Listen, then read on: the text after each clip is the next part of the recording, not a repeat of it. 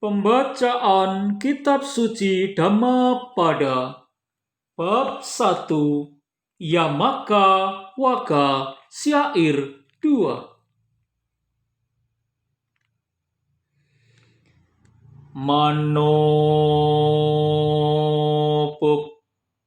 Banggamadam Ma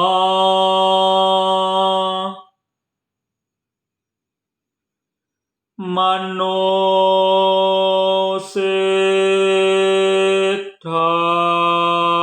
Mano Maya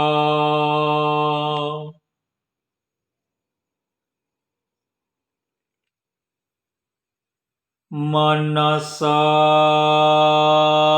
Cepasan Nena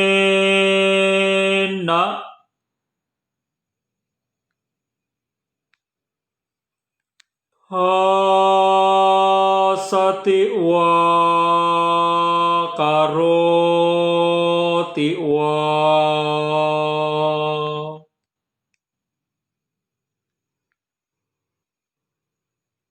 tato nang sukhaman weti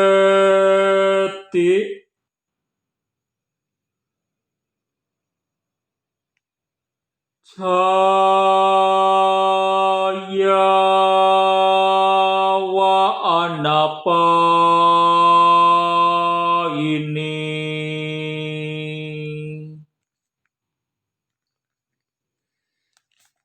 yang artinya pikiran mendahului semua kondisi batin. Pikiran adalah pemimpin. Segalanya diciptakan oleh pikiran.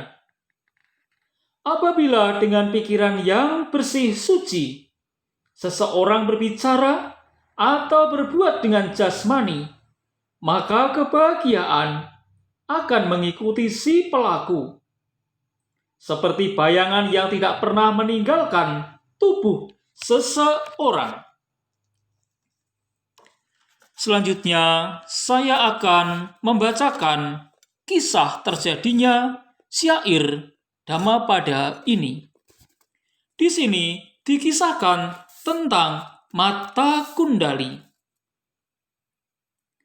Seorang brahmana bernama Adina Pubaka mempunyai anak tunggal yang amat dicintai dan disayangi bernama Mata Kundali.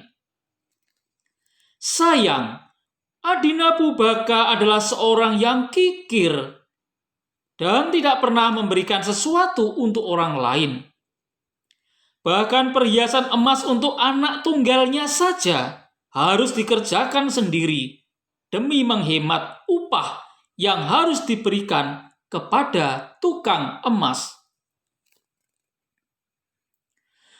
Suatu hari, anaknya jatuh sakit, tetapi tidak satu tabib pun diundang untuk mengobati anaknya. Ketika menyadari anaknya telah mendekati ajal, segera ia membawa anaknya keluar rumah dan dibaringkan di beranda rumahnya, sehingga orang-orang yang berkunjung ke rumahnya tidak mengetahui keadaan itu.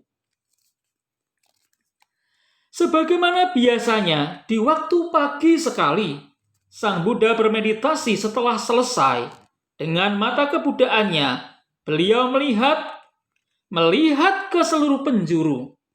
Barangkali ada makhluk yang memerlukan pertolongan. Sang Buddha melihat Mata Kundali sedang berbaring sekarat di beranda. Beliau merasa bahwa anak itu memerlukan pertolongannya. Setelah memakai jubahnya, Sang Buddha memasuki kota Sawati untuk berpindah patah. Akhirnya beliau tiba di rumah Brahmana Adina Pubaka. Beliau berdiri di depan pintu rumah dan memperhatikan Mata Kundali. Rupanya, Mata Kundali tidak sadar sedang diperhatikan. Kemudian Sang Buddha memancarkan sinar dari tubuhnya, sehingga mengundang perhatian mata Kundali Brahmana muda itu. Ketika Brahmana muda itu melihat Sang Buddha, timbullah keyakinan yang kuat dalam batinnya. Setelah Sang Buddha pergi, ia meninggal dunia dengan hati yang penuh keyakinan terhadap Sang Buddha dan terlahir kembali di alam surga Tawa Tingsa. Dari kediamannya di surga, mata Kundali melihat ayahnya berduka cita atas dirinya di tempat kremasi. Ia merasa iba, kemudian ia menampakkan dirinya sebagaimana dahulu sebelum ia meninggal, dan memberitahu ayahnya bahwa ia telah terlahir di alam Tawa Tingsa karena keyakinannya kepada Sang Buddha. Maka ia menganjurkan ayahnya mengundang dan berdana makanan kepada Sang Buddha. Brahmana Adinapubhaka mengundang Sang Buddha untuk menerima dana makanan. Setelah makan, ia bertanya, "Bante, apakah seseorang dapat atau tidak dapat terlahir di alam surga hanya karena berkeyakinan terhadap Buddha tanpa berdana dan tanpa melaksanakan moralitas atau sila?" Sang Buddha tersenyum mendengar pertanyaan itu. Kemudian beliau memanggil Dewa Mata Kundali agar menampakkan dirinya. Mata Kundali segera menampakkan dirinya yang tubuhnya dihiasi dengan perhiasan surgawi, lalu menceritakan kepada orang tuanya Brahmana Adinapubhaka dan sanak keluarga yang lain yang hadir pada saat itu. Bagaimana ia dapat terlahir di alam surga Tawa Tingsa? Orang-orang yang memperhatikan dewa tersebut menjadi kagum bahwa anak Brahmana Adinapubhaka mendapatkan kemuliaan hanya dengan memiliki keyakinan terhadap Sang Buddha. Pertemuan ini diakhiri oleh Sang Buddha dengan membabakan syair 2 berikut ini. Pikiran adalah pelopor dari segala sesuatu. Pikiran adalah pemimpin. Pikiran adalah pembentuk. Bila seseorang berbicara atau berbuat dengan pikiran murni, maka kebahagiaan akan mengikutinya, bagaikan bayang-bayang yang tak pernah meninggalkan bendanya.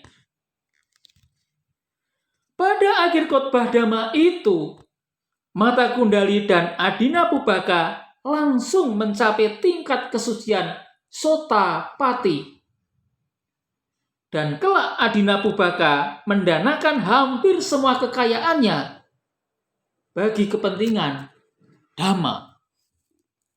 Inilah saudara-saudara semuanya, bahwa dengan memiliki keyakinan kepada Sang Buddha, Dhamma dan Sangha, maka Anda semua akan mencapai kebahagiaan dan kelak ketika meninggal dunia terlahir di alam surga, paling tidak surga Tawa Tingsa.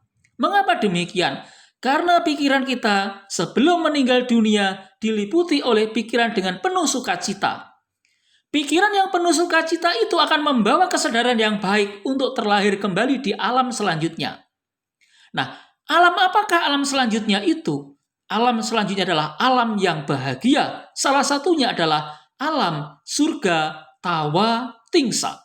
Demikianlah hendaknya kerap kali kita renungkan.